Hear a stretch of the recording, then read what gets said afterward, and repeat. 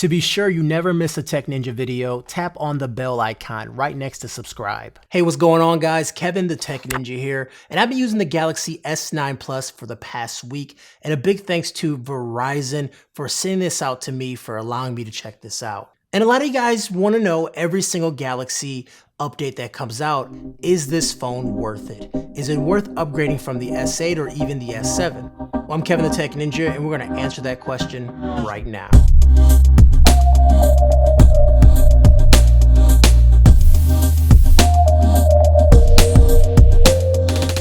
There's not really much to talk about when it comes to design and build. You get a very similar form factor to the S8 Plus with slightly smaller bezels, and that's definitely not a bad thing. The IP68 water and dust protection remains alongside with that curved infinity display up front. And the phone still looks very sleek with the glass and metal combining to give you the best in-hand experience as far as premium materials that you can find anywhere. It's Gorilla Glass 5 on the front and the back, but it still is prone to get scratches. And that's just the thing about glass, you can't prevent it from getting scratches and also smudges, so you're sacrificing some durability, some functionality for this beautiful design. So you guys know what I'm gonna say. You're gonna go ahead and get yourself a D-brand skin, fix all those smudges, and check out this black camo edition. This thing is just sick. So hit the links down below and pick yourself up a D-brand skin. But if you also want more protection, of course, you can holler at Incipio. They make cases for this device too. Now moving to the back of the phone, that's where the majority of the changes are. It's nice to see that Samsung listened to public criticism about its design, because with the S9 series, they've moved the fingerprint scanner underneath the camera. And as I tell people all the time, if you don't like something, say something. And I was very critical, and so were other YouTubers, about the placement on the S8 and Note 8, which it was very tough to get to. You had to do this hand movement and ham gymnastics is what I actually called it, to actually get to it. Samsung listened and moved it underneath the cameras.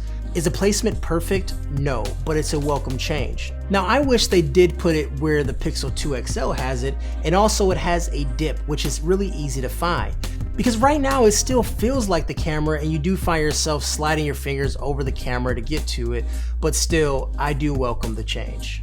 The other major change on the back is that dual camera, and I'll talk about that a little bit later, but this is the first time we've seen the Galaxy S and the Galaxy S Plus actually have different hardware in terms of camera or anything. So we're gonna talk about that a little bit later. But on the Galaxy S9, you still get just that single shooter on the back. Now, as I mentioned, the AMOLED Infinity display, it is still a treat to look at on front of the S9 Plus.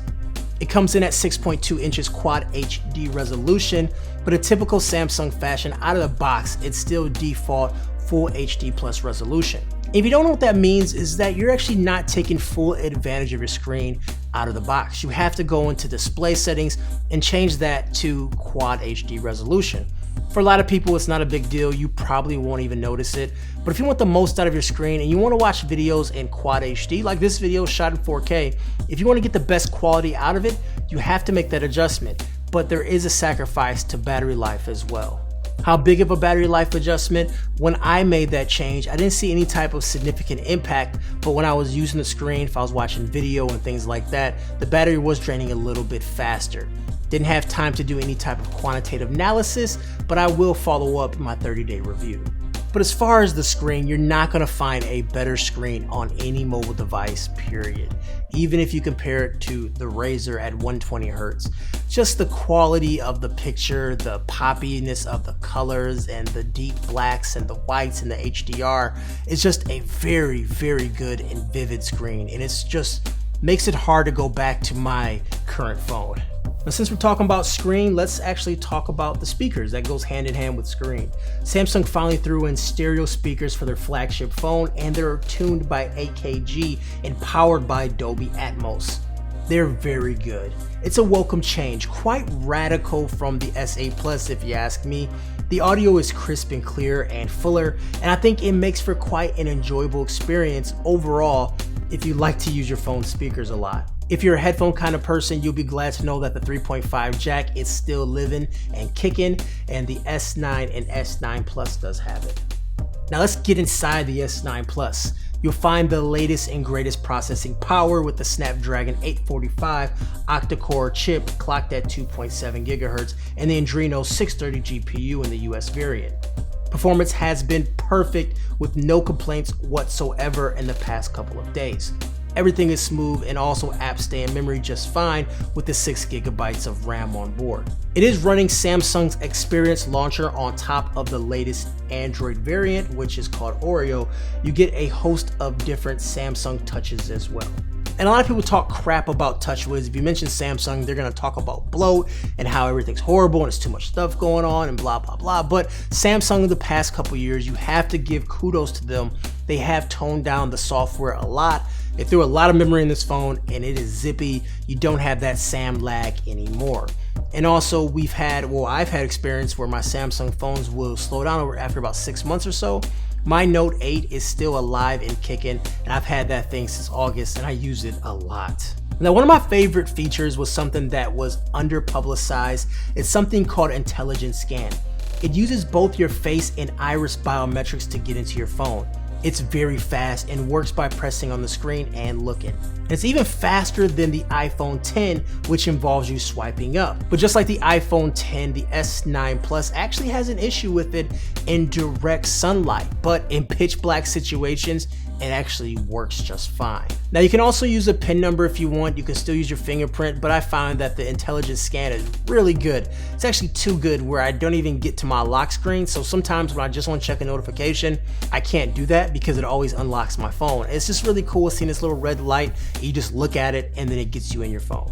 There's also another feature that is camera related, and this is a response to Apple's Animoji. This is called AR emoji, which I think is just a gimmick. You take a picture of yourself, it wraps you into an emoji, and that's really it.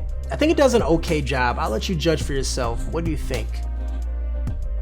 So now you have this AR emoji. You can send this to people. You can make little fun videos and things like that. But just like Animoji, it's definitely a gimmick. And I think Animoji actually does a better job at mapping your face. Wow, my character is kind of fun. It's me, but I just end up sending really weird videos to my wife saying snap. Also, if you go to the keyboard, you do have little stickers like Bitmoji, which gives reactions and things like that you can send to people too. So not my cup of tea. I think it's okay. It's just really a response to Apple. Apart from the new additions, there's Samsung split screen mode for better use of screen real estate and Bixby, which was introduced last year. There's no question Bixby has improved. It gives real-time translations and other things like that, but I really don't use it. And as an assistant, I still think it's behind Google now, but it's actually much more capable than it was before. And I will touch on this in my 30-day review.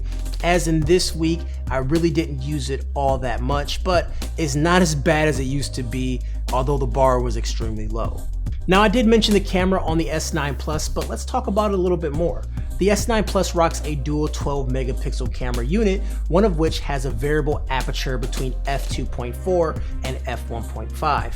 If you don't know what that means, the aperture is how much light is allowed into the camera, which should increase the depth of field, how things are near and blurry, and also the brightness. The lower the number, the wider it is, and the more light is allowed into the sensor. Both cameras come with optic image stabilization, and on paper, DxOMark gave the unit an overall rating of 99, which is actually 1 point higher than the Pixel 2 camera rating. The S9 Plus does a very good job during the day at handling a wide dynamic range or just capturing detail. The 2x zoom definitely gives it the edge over a lot of cameras because getting that much closer to a subject I prefer than just a very wide shot. But there is a considerable loss in detail when you do selective focus. That's a feature that uses both cameras to blur out the background and get the subject in focus, but a lot of detail was lost when using that feature, and it's something that you pretty much forget about using. I also think the colors on Samsung camera is just a bit too saturated.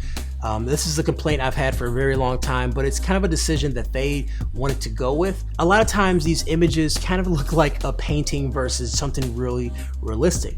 Look at this picture compared to the Pixel XL, and you'll see the difference in skin tone, hair texture, and also what color and style my shirt is. everything has changed on the Samsung camera. I'm not saying it looks bad by any means, but it's not realistic compared to what I'm getting with the Pixel. As far as low light goes, the variable aperture does help reduce noise levels, but the difference isn't that big. And that's sort of what I was expecting because the sensor is still pretty small in a cell phone. What you need is better software processing. Google has mastered that as far as the camera and low light performance. It's a software thing, and Samsung software tends to brighten images a little too much. It's okay for a dark scenario to be dark, but Samsung, it feels like the camera likes to bring in too much light, likes to do a couple other things that tries to enhance the image, and what happens is you get a muddy looking image that doesn't look good in lower light settings. And as far as the front facing camera, it doesn't appear that nothing has changed on that. You still have pretty much the same thing. You have the over softening of the skin, feels like beauty mode is always on even when it's off, and in bright settings, outside, outdoors, it looks pretty good.